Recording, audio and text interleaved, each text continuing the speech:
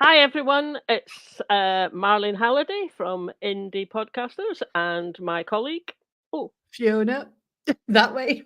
that way. Fiona, Indypodcaster, and we're having an experiment. We're trying a live stream. We have a guest. We've got lots of plans, but first we have an intro film which we haven't managed to do. So let's do that first, shall we?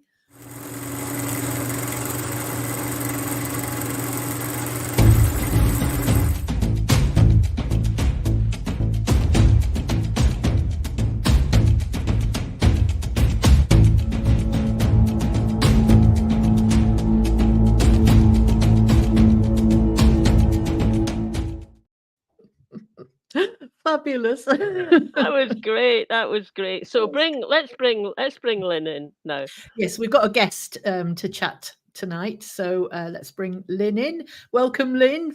Good evening. How are we? Well, that's what we're going to find out. Well, I mean, it's to you. It's to you. I understand anyway from Fiona that it's that we owe the title of tonight's escapade to you, who I think said to Fiona about the election result, "'Tis but a flesh wound," and I thought, well, that wasn't how I would describe it. Oh, you know, that was such a fabulous thing to say, because I texted Lynn and said, "Are you all right?" You know, the next day she went, "'Tis but a flesh wound," and I thought, inspirational, absolutely joyed me up. Yeah, I have to say, there's a whole lot of people who've lost their jobs as MPs, but all their staffers. And when John Nicholson, who was our standing MP, gave his sort of retiral speech, if you want to call it, at the count, that's the bulk of his speech was to thank all his staff who've worked hard for him, because he said, "I get all the glory for resolving issues." He said, "But it's not me that's doing all the work." He said, "It's the staffers that are working with me that are doing all this work. So they deserve all the credit." And sadly, they've all now lost their jobs as well. So that was it. And from my point of view, I just thought, oh, here we go again. And we've had some people who've been lured into thinking that voting Labour in Scotland was going to help us. It's not, I don't think, but we just have to get on with it. We just have to knuckle down and go, we need to do more re-education, we need to do more engagement, and there are so many different strands that need dealt with. People are scunnered, people are voter apathy, people, what we've noticed, so we haven't done it, there's not been a full kind of autopsy of the election, but from what we saw, areas with poorer demographics, the voter turnout was lower. So perhaps the voter ID has had an impact on who turned out to vote. That's just one thing, but maybe we could come back to that, because I was going to bring in something like that later on from another angle. But so Fiona, how are you feeling? Oh, well, I'm just going to stop and say hello to Hashbury Stumble, who is always the first one in the comments. So lovely to see you here, Hashbury. Big experiment we're doing tonight, so let us know how it goes afterwards. How am I feeling? I think I've kind of, what it's really brought home to me is the pointlessness of Westminster. Absolute pointlessness, because whether we got 9 seats, whether we got all 57 seats, there's nothing that we could have brought in from that manifesto, because English seats, English MPs would outvote us. So I'm kind of moving towards abstentionism being the way to go.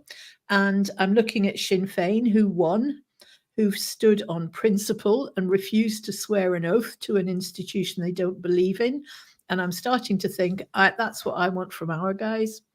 So that's how I'm feeling. But I'd say I'm feeling a lot happier since Lynn told me it was only a flesh wound. That's for sure. Well, when you told me what Lynn's comment about it, and I went, oh, I think it's a bit more. So I haven't. I mean, it's not exactly that I'm sort of depressed, but I it felt such a sort of dismal result to arrive at. And and then I got a bit. Well, I started to feel a bit angry, but that's because I made the mistake of switching on the BBC too early the day after the election, and then heard all the stuff, and I think, well, anyway, I got a bit pissed off with BBC, but actually that's quite a common thing Par with for me. the course.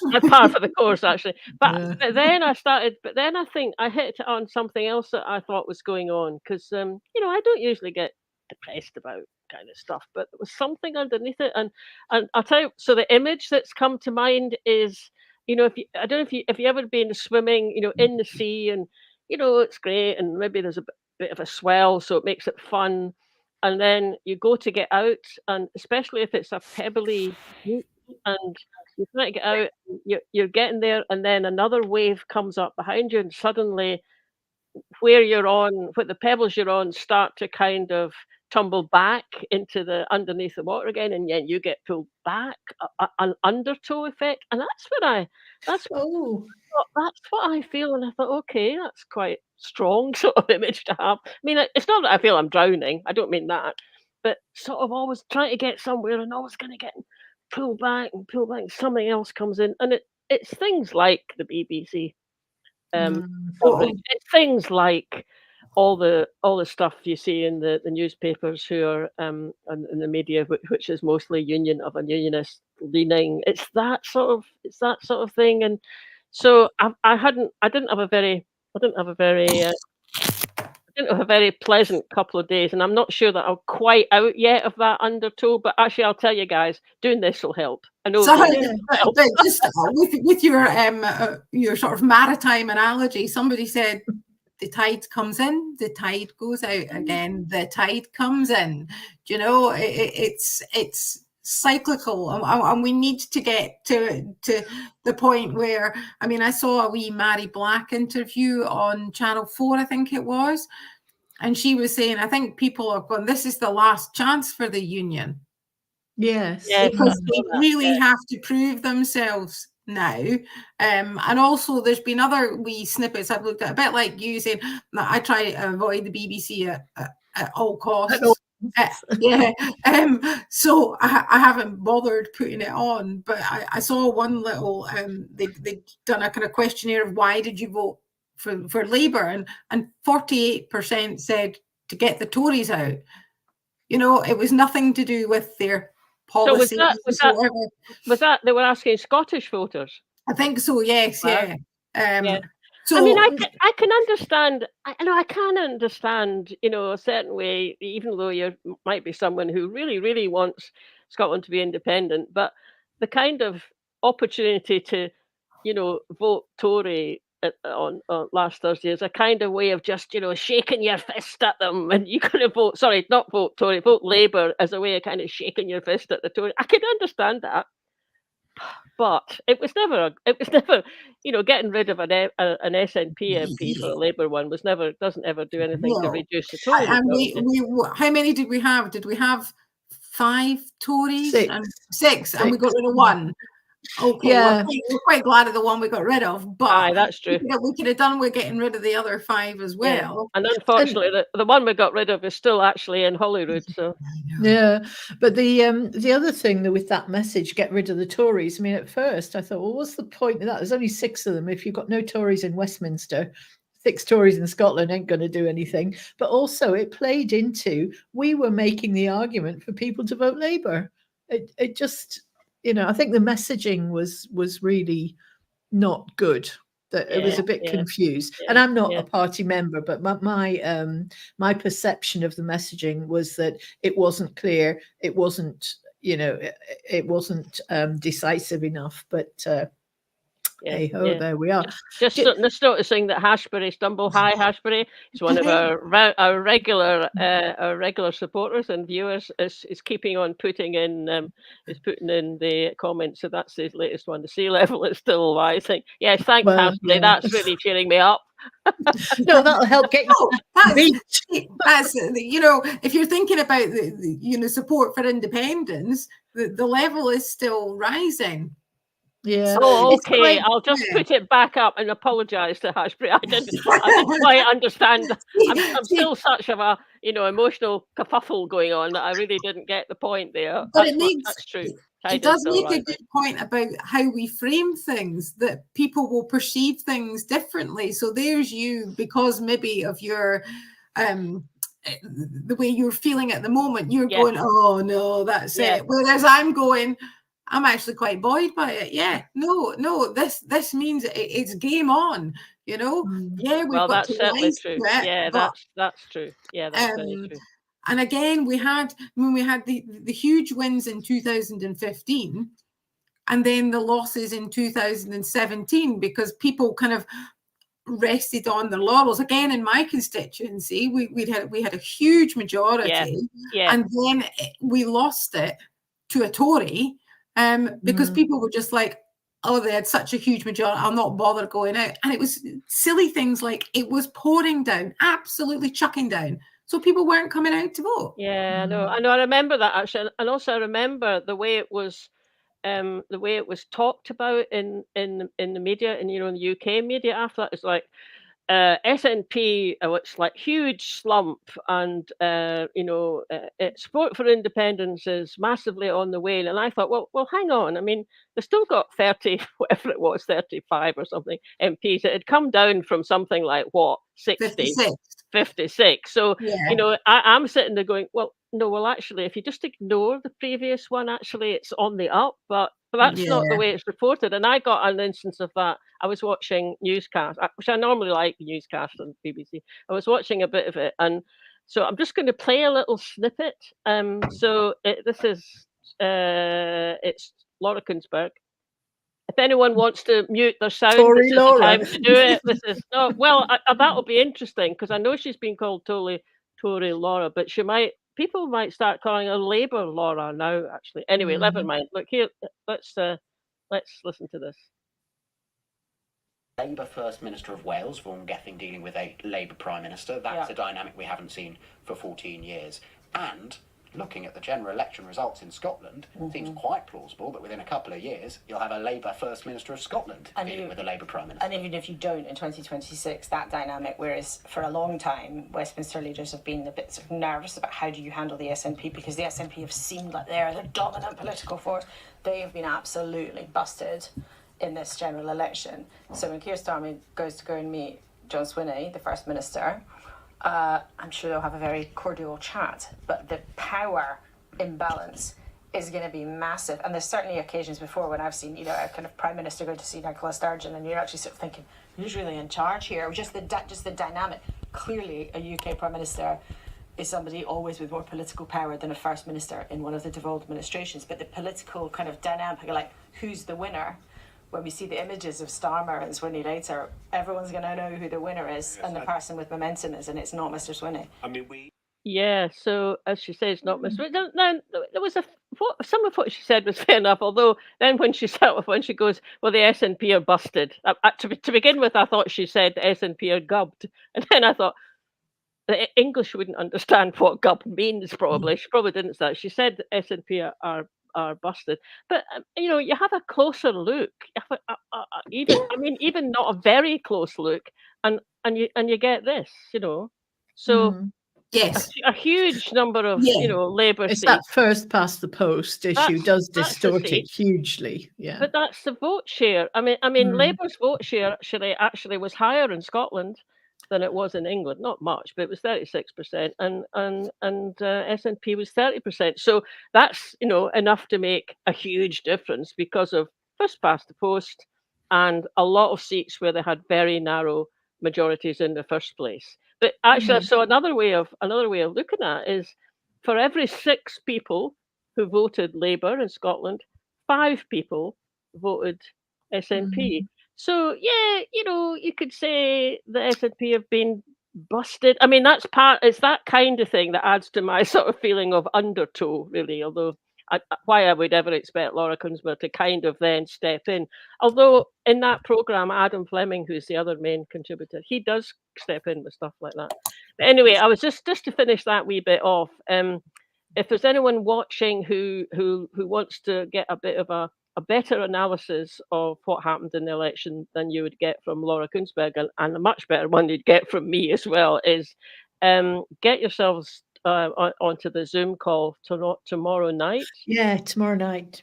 Tomorrow night, it's John Curtis, and he's giving a lecture. Actually, you can go in person it's at Glasgow University, but it's a Zoom link.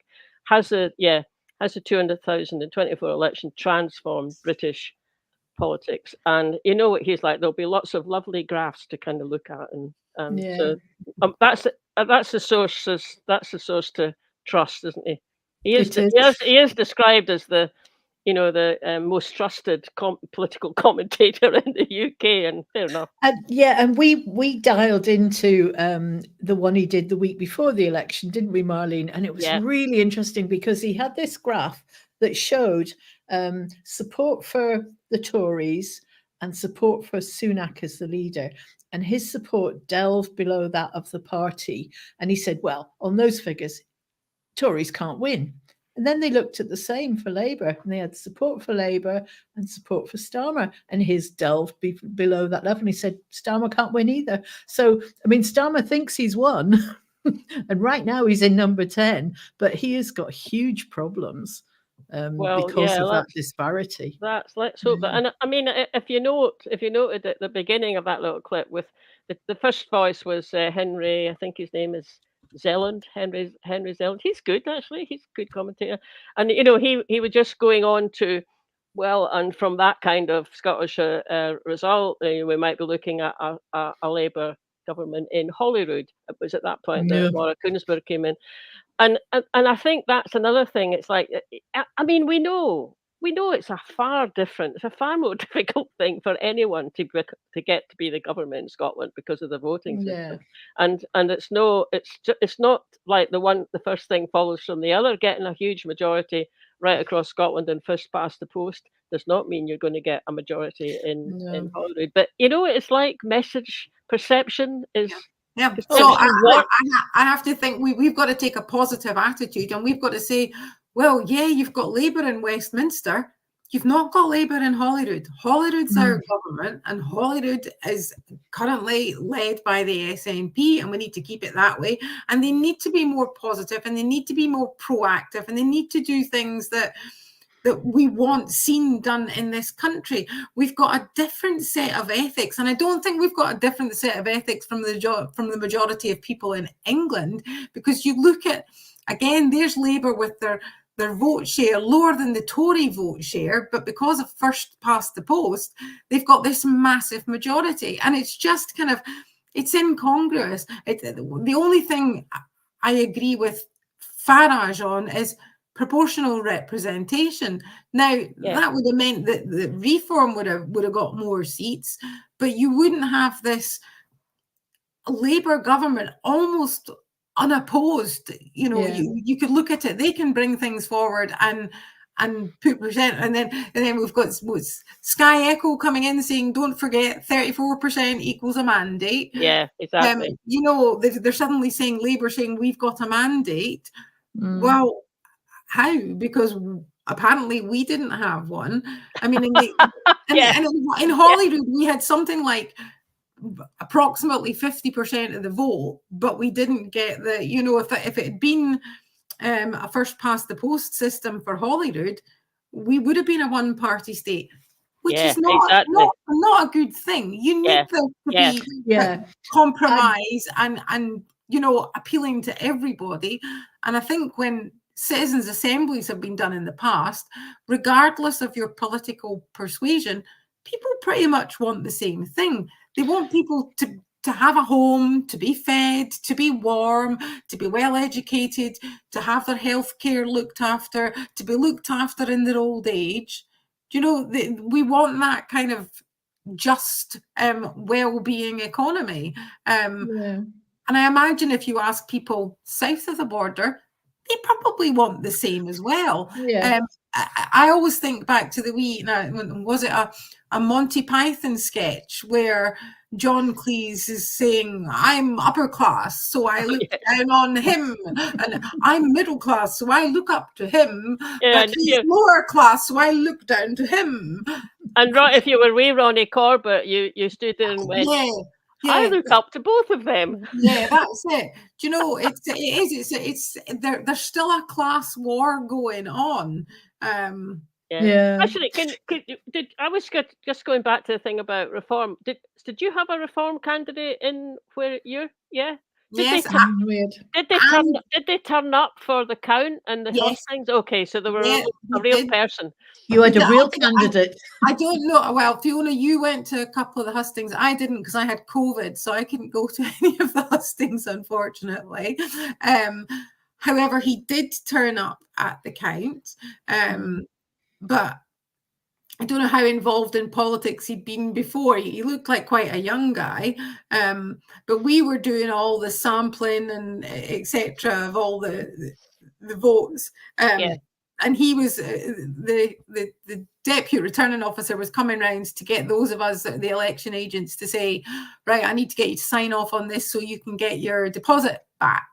And he was like, oh, I'm not sure if I'll get my deposit back. And I said, well, in my calculations, yeah, you will, because you need just over 2,000 votes to get your deposit back.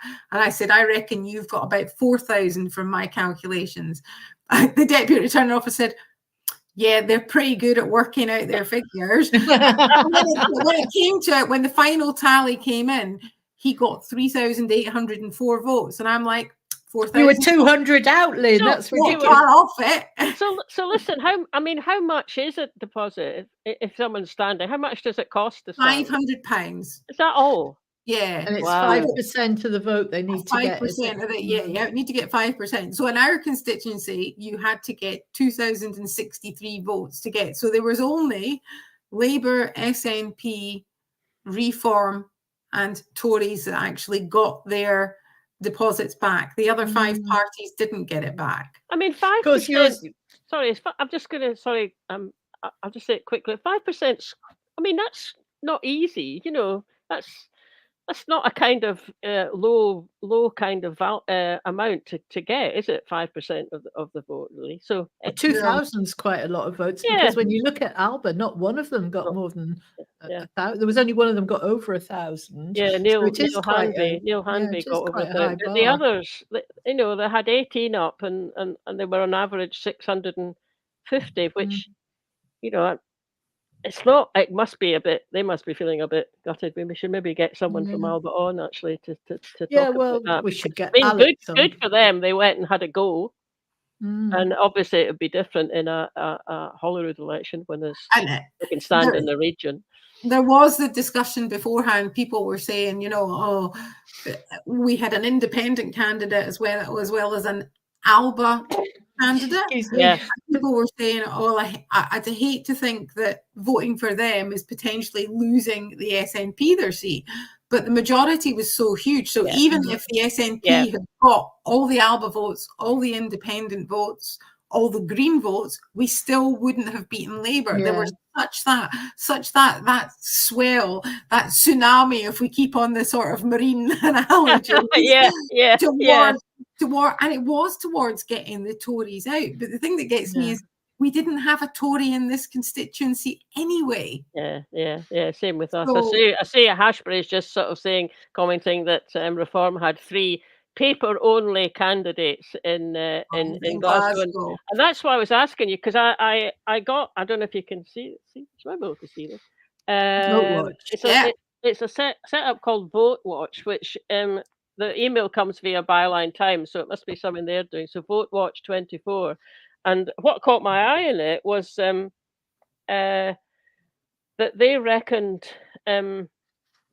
Reform put up 609 candidates, so nearly every constituency, which is a lot of people to find and vet properly. If they vetted them. If they did. So the Vote Watch people reckon there was about 60 candidates that are, as Hash said, paper only. So people who have got, let me just read it. they've discovered 60 Reform UK candidates with no social media presence or public biography of any kind. None of those 60 people turned up to their constituency hustings or even to their vote count. So the vote watch people are just going to try and look into that a bit more. Yeah. There has been. It should be the bloody police there, looking into it. talk of Shouldn't there it? being AI candidates. Yeah, exactly. And then one of the other things they mentioned in that vote watch email that I got was about the effect of possible one way or other effect of voter ID. So you mentioned that before, but you were saying that it looked like maybe what people in less well off parts of the constituency, that vote share had gone down. Was that what it was? Had gone down, yeah. Or the turnout from those areas had gone down. Yeah. Do you think the postal vote thing had an impact? Because I know it was a bit of a nuisance, but having spoken to the returning officer, the deputy returning officer, what she had said was an average election, they would get maybe about 24 or 25, requests to get postal packs reissued because they hadn't come through. This time they had about 100, which I suppose is 4 times as many. No, that is more. But 100 out of 15,333, I think, is something like the number of postal voters we've got registered for our constituency. 22, just under 22% of the constituency is registered for postal votes. So to only have 100, well, maybe people didn't bother getting in touch, but there was roughly 100 who'd got in touch to get packs reissued. So, as I say, maybe people didn't bother, but on the Wednesday, they were at approximately a 76% return on the postal votes. Wow, that's higher than... We still had Thursday to go, and people were handing their postal votes in at the polling places. Yeah. So they were collected throughout the day, taken back to...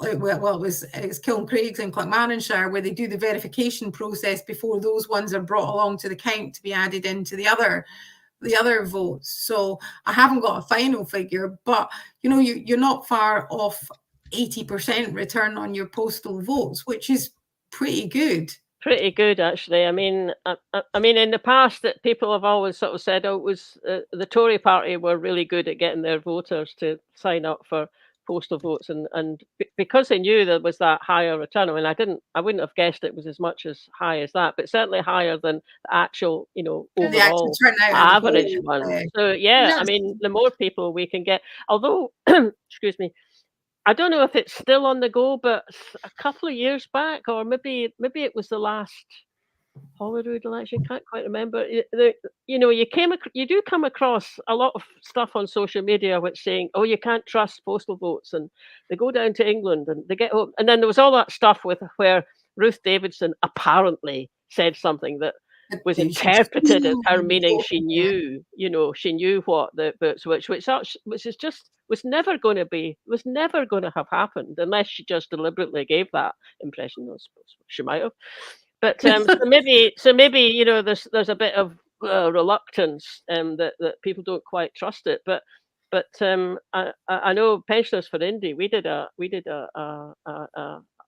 of a discussion with a couple of guys from Stirling actually, who were part of setting that up for the people in Stirling, and it was a video. They knew all and they just debunked all of these objections that came up. So it left me with absolutely no doubt about it. So I think the only thing this time that kind of struck with me was potentially if people were getting them reissued on, say, the Monday or Tuesday before the election on the Thursday, if they were to put them in the post to go back, they might not have made it back in time. So anything that didn't get back in time for the 4th, but that's down to the Royal Mail. That's not down to the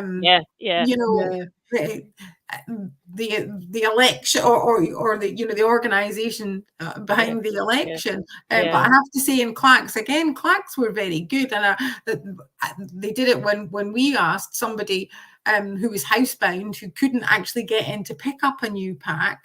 So they would deliver them out to people, and they'd actually wait and bring it back with them.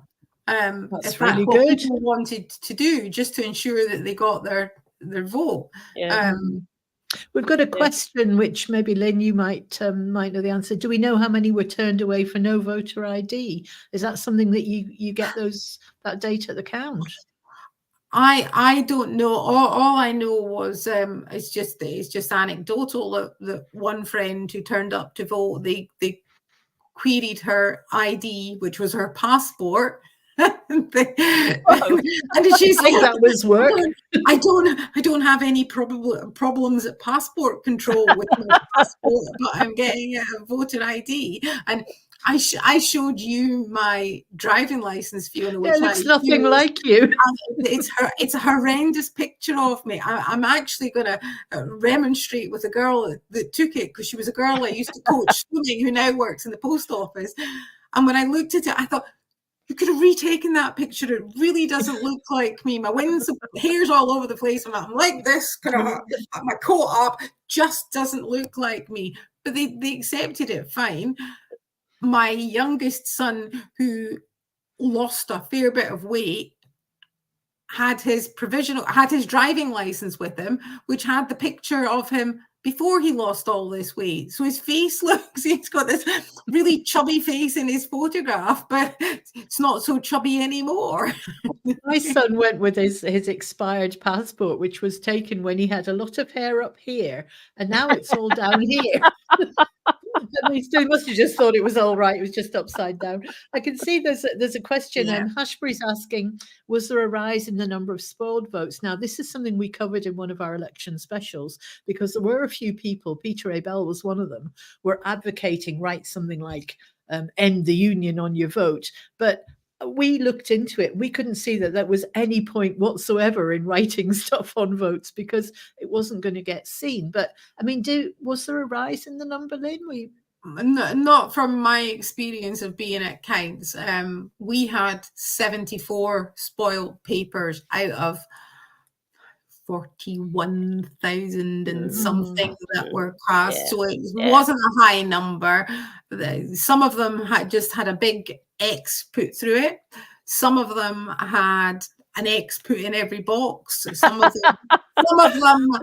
them had little stories written in them. One paper was absolutely covered in writing. We didn't have time to read it all. There were only a few that were reallocated back to, there was an agreement that, we think this is for the Labour candidate. And to be honest, nobody really argues with the returning officer, because they know everything that has to be, they're quite clear about it. So it was quite funny. I mean, I think my favorite one though was when somebody said, this is not a democratic, this is an illusion of democracy. And I started singing Imagination, it's just an illusion, And that was probably about 4 o'clock in the morning, and I was really tired by then. Yeah. So I see Jock Gibson's, he's wondering about, is the voting system secure enough? It's interesting, that, isn't it? Because my first response to that is, when it's just that you go in and, so now there's some sort of, you have some sort of voter ID with you, and there's a whole list, and they score your name off and they give you a bit of paper, and you go into a cubicle with a pencil and do that and put a cross on it and take it back. That's so simple that that's hard. That's hard to kind of see where things can go too far wrong with it, really. So, and just to say, it's a wax pencil. Oh, so it's not easy to rub out. If I didn't even know that. A wax pencil. Yeah. And they're so small. Yeah, they're all. I always just think they get them from IKEA. I always think they get them from IKEA, actually, but So and then Jock's also wondering about maybe going on to electronic voting, and I know nothing about it, but my first one is sort of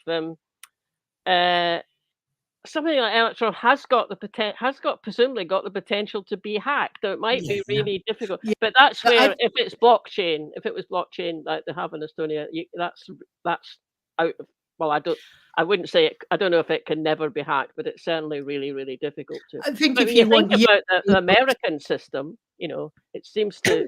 There were certainly complaints about things that were going wrong with that in the last presidential one. yeah.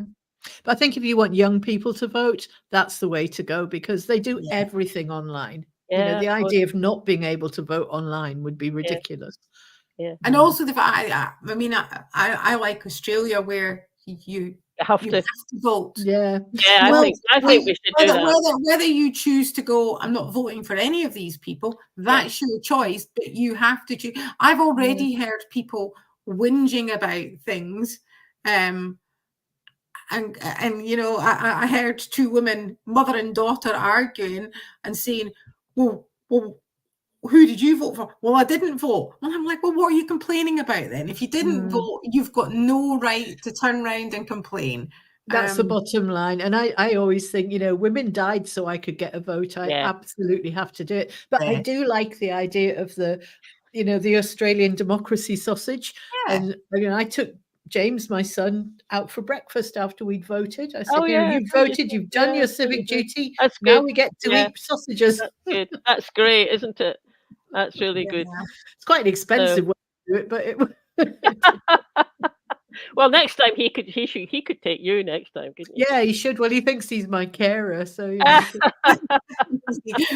wheeling you down to the polling station. Just before we kind of finish up there, so I actually stood outside a polling station. I went along to watch the boxes being sealed at 7 o'clock. I was the first one to cast a vote in my polling place, and then stood outside for a while welcoming people. And interesting, you'll get people saying, "Well, where's everybody else?" I'm like, yeah, you don't have the activists to stand out outside. There was nobody at all at ours. There was four, the Labour, Tory, the boards propped up against a hedge. There wasn't a person to be seen. Yeah, that's the first time it's ever been like that. Yeah. But it was just I got complained at because our polling place was a church hall behind the church, and it's a busy kind of mainish road in the town, so there's nowhere really to park. But you can actually drive into the church because for the length of time you're going to be there, there's enough parking that you can park and then go. But I got whinged at because it wasn't a good polling place. I'm like, I didn't decide the polling place. We also had abuse hurled at me by somebody going past. That's not good. Which wasn't nice. I did report it to the police. So there was that, but I didn't engage with it. There was other people around watching who kind of looked a bit shocked at this, and I just went and was like, shrugged my shoulders. Well, what am I going to do about it? Clearly that person's got issues. So Yep. So I'm just looking at the time here, and I think we're almost at the time where we need to kind of wind up. It's been you guys who've been tossing in comments for us from various places.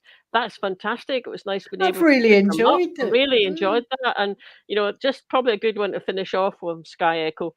Exactly that. People died for our right to vote, and even if I'm feeling a bit in the undertow, actually. I would feel even more in the undertow if I lived in a country where you didn't get to vote, or you did get to vote, but someone watched who you voted for. So it's been actually really, really good. And I have an idea. I have an idea for the next live stream. We could do one on the three things or maybe 2 or 3 things that we want our independent supporting parties or groups or whatever to be thinking about for the next, because we've got 2 years and we need to make them count, don't we? We do. And I think that the flesh wound, Lorraine's just said, a flesh wound already healing. I hope everybody feels a little bit better. And I certainly feel my flesh wound has kind of disappeared. I'm wearing my Still Yes t-shirt. Oh yes, so you are. And I'm feeling so much better now. I might even go for a swim tomorrow. Well, don't get caught in the undertow. But this was an experiment, and it's been lovely to have so much engagement in the comments, and it's nice to be able to interact. So is this something, do you think we should make this a regular thing? Because That's been quite fun. Looks like it. Yeah. Okay. Good. Okay. Well, So anyway, thanks. in the meantime, thanks, Lynn. Thanks for coming. It's been great having you here. Lovely to be here. And thank you everyone who's been watching and letting us know your thoughts about it. And we're going to do it again.